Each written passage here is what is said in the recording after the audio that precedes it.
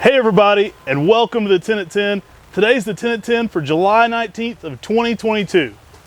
Yeah, I'm Brian, this is Matt, and today we've got an amazing lineup for you guys here.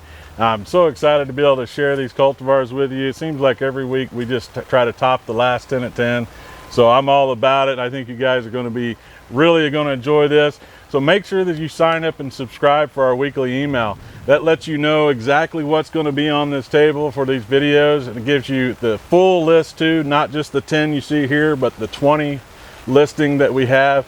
So sign up for that weekly email to be notified when this comes up. Hey, and always as a reminder, our 10 a.m. launch is at 10 a.m. Eastern time, so be ready then. If you're on another time schedule, you know, I have people in other time zones are like, hey, I don't notice this, and it's like, hey, it's Eastern time is where the nursery is located, so you're ready for that at 10 a.m. on the dot. All 20 trees will go live, but you can always sign up ahead of time. And as always, we appreciate when you like and subscribe to our YouTube channel, so we greatly appreciate that too. And again, I'll say it because I love all the people that are watching. Shout out to our international community. I apologize we can't ship to you, but we greatly appreciate you watching. Yeah, we appreciate you guys joining in too and getting in the conversation, leaving comments below. We try to get in there and interact with you guys as much as we can.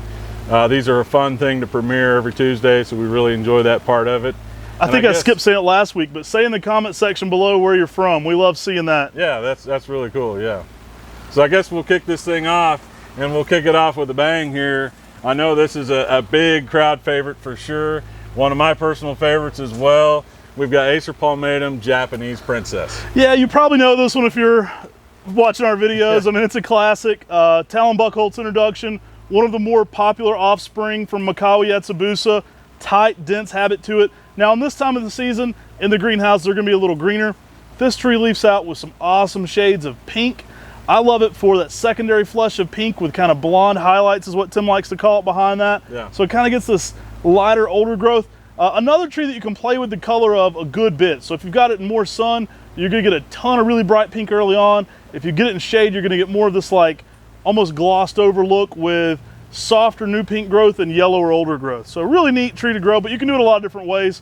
Excellent candidate for a container garden. Yeah, you know, this is a Makawa variety that stays very small. So, you know, compared to a typical Makawa Yatsubusa, this is going to stay quite a bit smaller. And so if you got a space where you can't fit something big, this is definitely a good spot for that. And I've grown it in several different kind of conditions. And like you said, you can play with that and get some very varying colors on that spring. Even when it leaves out, sometimes it'll leaf out a little bit different depending on what kind of sun you've got it in. Excellent tree. That one's not going to stick around long, so be ready for that. When 10 a.m. hits, the Japanese Princess do tend to go quickly. So another classic Japanese maple. Next we have ACER PALMATUM X Shirasawanum TROMPENBURG. Now, you may list it as ACER Shirasawanum X Palmatum. Right. We always try to make it findable, but we do always let people know it's a hybrid. So this is actually a hybrid that was found under the cultivar Palmatifolium. So that's an ACER Shirasawanum style plant. It was there in Calhoun Arboretum, and I was walking around with Cor Van Gelder, and he said, this is the tree my great-grandfather found Trompenburg under. And he gifted that seedling to Arboretum Trompenburg, and that's where it gets its name. Awesome curled hands look to the leaves. It's going to have that, you know, cupped look to every single leaf, dark purple tree, and an excellent fast grower. Yeah, if you're looking for a nice big or upright, this is definitely one. Gives you some great scarlet red fall color on that as well. And just gives it a little bit different feel than what you get from the typical like a Bloodgood or one or something like that. Just has a different look when you, especially when you get that canopy on it. It definitely has a really unique look to it. Yeah, excellent upright. Not uncommon for it to put on 1 foot to 1.5 foot of growth a year. So really good heat tolerance to it as well. Really fun too once you find out its heritage, that it's a little bit more of a full moon maple as well, so you're getting a little bit more of that going on. But excellent plant. Definitely. So we've had this one recently before, but yeah, this is another great plant here. This is ACER PALMATUM Kaku. Darn good sizes in 1 gallons too. I mean, we had to get these back on there because of our 1 gallons. Think of this as the vigorous Makawa Yatsubusa. I mean, I consider this one as part of that Makawa family. It's a little more stretched out than Makawa, but as it gets older, you kind of just looks like a giant Makawa. I've got one there in my parents' garden, and it looks like a giant Makawa now. I mean, it just looks like a huge one. Yeah, I love the leaf shape on this too, and just that growth habit. very, very similar to the Makawa style, but like you were saying, very vigorous and maybe a little open feel too. As it gets bigger, it does tend to spread and look very similar to that Makawa shape. But definitely one that gets some great red fall color as well. This is definitely something you want to add to your collection. Great candidate for a container garden, great candidate for bonsai. You know, also a great candidate for a rock garden or small area garden where you have something you want that's gonna be a little bit more interesting. These are excellent on their sun tolerance too. These work zones 5 through 9, and they'll take a good amount of sun up through zone 8. You want to give them protection from the high afternoon sun in the zone 9, but you know, excellent durability on this one for sure. I mean, it's a candidate that can handle a little bit more extreme sun. Yeah, this is one that kind of caught my eye when I saw it over in your parents' garden. It definitely makes a big presence, you know, like some of the larger Makawas that I've seen in your gardens. This one holds its own when it comes to that. I think it's sometimes forgotten in that Makawa family. It's you know, maybe some interesting genetics too. Once you know, variations of this one come out with like the Japanese Princess Vermis version of Sienkaku or something. But awesome plant, and one I love. I definitely you know, really enjoy the way this one grows. It gives you a little bit of what you like about Makawa, but a little faster and just a little different all around, but an interesting plant for sure. Yeah, great sizes on these. I mean, you're going to awesome ones. Yeah, right you're now. going to get a great start on that plant for sure. Next up, we've got another Talon Buckholz introduction. Really, our, you know, we've been talked about Japanese Princess, but we celebrate Talon's entire collection here. Jet Black. So we've got some good sizes in this one. It's an ACER palmatum. This is an upright tree, really, really dark foliage. I love it for being one of the darkest palmatums you know, out there. It's going to be awesome to contrast with other lighter colored trees. You know, stick this next to your Ukigumo or your Summer Gold even in some sunlight, and Summer Gold and Sun's going to blow you away with this one. Definitely. Yeah, that really dark black color on the foliage on that, and then you get that new growth popping over top of that, makes it even stand out even more because you got that bright red contrasting against the dark black color. Jet Black's a perfect name for this one. It really describes what it does well. It's definitely one of the darkest Japanese maples you'll see to date. It's more of a dark maroon most of the season, but especially if you can give it a little early morning sun, late day shade, I mean, you can get some really, really dark shades on this one. And that makes such a good pairing. I mean, put that with anything that's gonna have a lot of light colors, and it's gonna make this even look darker. Yeah, definitely. Next up here, we've got another Talon Buckholz introduction. We have ACER palmatum pastel. Yeah, you probably saw us do this special on the New Ghost. Check out our video on New Ghost. It's actually out of leaf, and so now you get a chance to see them in leaf. Awesome tree. I like to think of this one in the category of like Amber Ghost adjacent. Yeah. It's got some great colors. It's definitely different than Amber Ghost, but if you like Amber Ghost, it's a fun one to have in your garden. It hits some really, really nice shades of pastel colors. Now, I've noticed particularly if you get this one in some early morning sun in the early spring, you can get some crazy orange on it too, like some really bright colors. Yeah, you know, the new growth flushes on this too against the summer green is definitely stands out real nice. You can see that reticulation holds very, very long into the season as well, especially on the new growth flushes on that. I mean, yeah, and like you said, it's just got that really light pastel pink color when it first leaves out. They're just, it definitely is in its own little category. If you can give this one heavy shade, it's almost white. Like it's a unique color. I mean, pastel describes it pretty well because it can get very faint. I like playing around with them, so it's a good candidate for a container, and you can kind of play around with the sunlight. I mean, I noticed just ones I had in heavy sun in the early spring were crazy colors too. But so it tends to be pretty durable. If you can give it late day shade, I think you're going to hold those spring colors later into the season though. You know, good grower too, 10 to 12 foot, even in 15 years, puts on typically around a foot of growth a year. And this one's going to work zones 5 through 9. Good drainage, always the key with Japanese maples. I always like to reiterate that. So siding it where it's got good drainage. But if you can give this one some late day shade, it'll really, really pop for you on the colors as well. Yeah, definitely. And if you're into collecting the reticulated varieties, this is definitely one you need. The enchanted ghost garden. At some point we're going to build a whole ghost garden here and have all of our ghost and ghost cousins. Right. We're going to put them all into one setting there. We'll have the little enchanted woods with all the ghost series and ghost cousins and new ghost. So next up we have English Lace. Now this was an introduction by my friend Jerry Childs. He actually sent this to us to evaluate pretty early on. Now this is an upright lace leaf. Excellent sizes these right now too. You will get some arching. It's definitely a lot more upright than any of the other red lace leaves to date. I wouldn't consider it to have the vigor of Ceru. So if you're looking for Ceru, there's not quite one that's going to put on the speed of Ceru growing a foot to a foot and a half of growth, but a beautiful upright at 10 to 12 foot, you know, it's going to fill out quite nicely and have some nice upright branching and be one of the biggest lace leaves you can possibly plant as well. But yeah, shout out to our friend Jerry Childs, who many years ago sent this to us to help evaluate it for his introduction. And we got to do it early on. We were grafting these, and I mean, you know, whenever we had that first upright lace leaf early on, we're praying over that soundwood when we're grafting, right? I mean, it was like the big deal that we got to try it early. And so he sent us a few plants.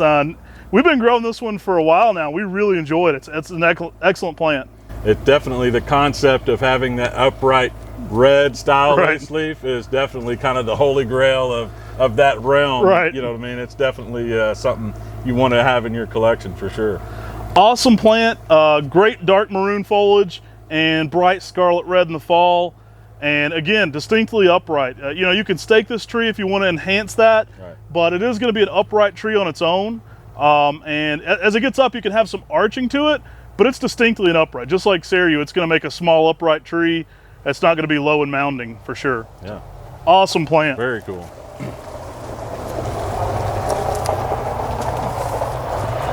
All right, so next up we've got ACER PALMATUM, MURASAKI KIYOHIME. This is an awesome little dwarf right here. I mean, one of my favorite things about it is just that really defined purple border that it has. Probably one of my favorites. I get asked that a lot. It's hard to pick a favorite. We do a lot of these types, the dwarf hime types. Maybe Seiho, I don't know, it's close. There's a lot in that category. MURASAKI KIYOHIME is bulletproof though. It's very easy to grow. I've seen this growing in Bill Shell's garden in Auburn, Alabama, getting a good bit of sun. Just some gorgeous ones. I mean, we were just talking to Ken Rogers the other day, and he has some just insane specimens of these at his place. Awesome, durable plant. It's going to work zones 5 through 9. Very small foliage. Always very, very popular for bonsai because of that small foliage to it. As Brian was saying, it leaves out with a bright purple border. Fades during the summer, but you get it on the new growth as well. Awesome small plant. They're great for the container garden. Looks awesome. And even if you're not going to bonsai and get all the way into it, you know, put it in a patio planter. It's going to make a little toadstool on top of it. It's just going to look like a little mushroom top and make this little small dome. It's not weeping like a lace leaf, but it's going to give you some fun shapes. Yeah, this is something, you know, if you got a small space or you need just to add a splash of color, just something in your garden to bring some interest into a small area, this definitely would work for that. Oh, awesome plant. These do tend to sell out. We have some good numbers in this one, but don't wait. It's an awesome plant and always super popular when we get MURASAKI KIYOHIME on there. It may be one of the brightest border types too of that whole category. Like it may be one of the very brightest.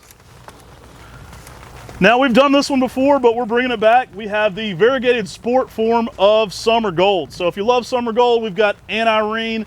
This is a summer gold that is also variegated with swirling frilly foliage. Yeah, you know, there's something really cool about the edging on this thing. If you give it a good amount of sun, especially when it's first leafing out, you can get a nice orange to pink ruffled edge on that. It really stands out against the bright yellow leaf pattern that you have there. I mean, this thing is really going to light up a spot in your garden. I mean, if you think about summer gold and how much of a presence it can make with that yellow color, this definitely gives you that with a little extra special thing on it. Awesome plant. I mean, everything you love about summer gold. I've heard these are quite heat tolerant. I mean, I've planted mine in full sun here. We're in zone 6B, and it's done great for us in zone 6B in full sun. But I've heard of people in some pretty hot zones like zone 8 growing this one in full sun, having good success. And so it tends to retain some of that summer gold goodness for that high heatness there. Awesome plant though, great candidate for a container garden and really bold, almost hot pink red in the fall, like a bold pink, and then you get a little different color on that border too, which is really nice. And like you said, it's very heat tolerant. I grew this in Oklahoma, one that I had in full sun there. A great plant, strong grower. Awesome plant. You probably can hear the rain picking up a little bit. We've got all kinds of sound for you today. We had Zed the Screaming Goat last week. This week we've got construction equipment. We've got people moving orders. We've got a drone plane flying around our herd. And so there's all kinds. Now we picked up the rain a little bit. But another really fun dwarf here. Yeah, so ACER PALMATUM, King George's broom. I believe this is found by Ed Shin, correct? Yeah, Ed and his son found this one in Maryland. It was on King George Boulevard there. They've often referred to it as KGB as well. The original name I got under was King George Broom, or King George Boulevard. A lot of times when you're naming a broom, they want you to name it after the location in which you found it. Right. And that way other people don't rename the same broom. Yeah. Awesome colors on this. It's almost more of a brick pattern, so, and it's also a little bit thinner foliage. So it's gonna be similar to what you think of with Shayna, but different color patterns. Green with new growth, bright pink in the early spring, and it's almost a little bit more Orion in how elongated the foliage is. Yeah, and you really get that multicolor effect on it. You know what I mean? Like the shaded leaves are going to be a little more green, and your outer edge is going to be a red. Then you get the bold red on top of that with your new growth flush. I mean, it gives it a very multicolored look. Great dwarf too. Nice compact round shape as it matures out. Just a great little plant. Excellent candidate for a conifer garden, fairy garden, or container garden for sure. But awesome small broom. Check out our video, What is a Witch's Broom? We'll explain to you what that is on a Japanese maple, but really fun one to be growing here, King George broom. King George broom. And last but not least, Harriet Waldman here. Man. Really cool plant. Extremely bright white on pink. So love this one. It's in that Aridino Nishiki style family. One of the more extreme white and pink versions of that. I could be wrong. I believe Harriet was a collector in the Connecticut area and found the seedling and had some of our friends who are grafters graft it. And I believe that's how it came about. Excellent color patterns to it, though it always catches my eye for being an extremely bright pink on white. One thing I like about this one is the pinks and the whites kind of fade together, so you get that kind of one malting color pattern. And just always putting on a show. I mean, me and Matt were talking just the other day. It's like, I mean, how many times do we walk through the garden, we're like, hey, let's grab the camera, we need to get some shots of this, because it's just always changing, always flushing. Just a great Aridino style variegation that you can get on this, and I think it's just really consistent. Yeah, it's been very consistent. From what I've seen in the greenhouses there, I mean, we haven't been pruning on this at all, and it's just continuing to just push that flush. Now, some light pruning can increase that. Mid to late March, right before they leaf out, you can do some light pruning, and you'll even take out the twiggy growth, and you'll get even stronger branches on any of this style. But yeah, I mean, just a great plant for and sure. awesome sizes on these right now too. I mean, I don't know if you guys have been noticing, here's a little nurseryman trick. Now's a great time to buy plants. I know it's the summer heat, but it's right before we shift all the big things up to threes. So you're getting giant sized plants when you order this time of the year. You get just kind of a bigger presence plant for sure in that 1 gallon size. And I mean, I think catch these before the threes next year, right? I don't think these are going to last long. I think these are definitely something a lot of people are going to want to add to their collection. So thanks for tuning in to our 10 at 10 today. Tim's wrestling sharks right now. He's on vacation.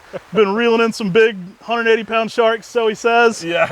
So we've heard the tall tales. We got to get some more video confirmation there, but Tim's been wrestling the big sharks. We're still doing all the heavy lifting here without him.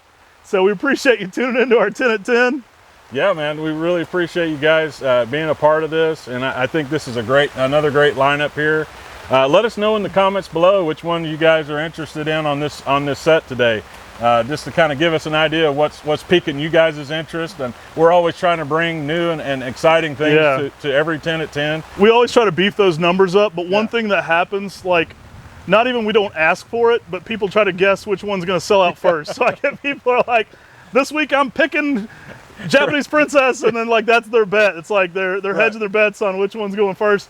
We try to beef these numbers up. So believe it or not, we actually have been increasing our numbers a ton over previous years. So when we put it on the 10 at 10, it's got decent numbers to it. That said, many of these items do sell out fairly quickly. And as Tim always tells you, putting them in cart doesn't necessarily hold them. You do need to go ahead and check out, so it won't be held until it's actually checked out.